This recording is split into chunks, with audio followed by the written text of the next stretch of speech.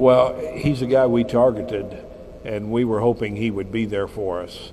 And, we're extremely pleased about it. We had a list on our board and had him in order as to the guys that we thought would be there, and he was at the top of our list. That you said that you went to scout Curry a couple times. Where did you see him, and what did you learn just from watching him? Well, I think the most prominent of those games was at Indianapolis. There was a doubleheader that was played there, and I went to Indianapolis because it wasn't a home game for Purdue. It was a doubleheader at Conseco, and I knew Purdue defensively would just get all over him and just give him all kinds of headaches.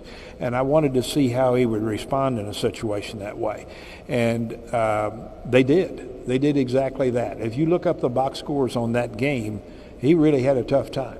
Now, he didn't have a lot of support on his team, but in spite of all the frustration of having played through a very difficult game, he kept making the right play. He'd bring the ball up the court. He could make a good pass, which he did. He'd make a long pass or a short pass. Sometimes they didn't catch it. Sometimes they didn't finish it if they did catch it. And I wanted to see him in the most frustrating of circumstances. And it ended up being that that's what it was. Now, if you go back through his other games, there are a number of games that you can watch where it wasn't at all frustrating for him. The other one, the Madison Square Garden game that was on TV early in the season, actually did not play very well the first three quarters of the game, and they just lit it up at the end. So he's an explosive scorer.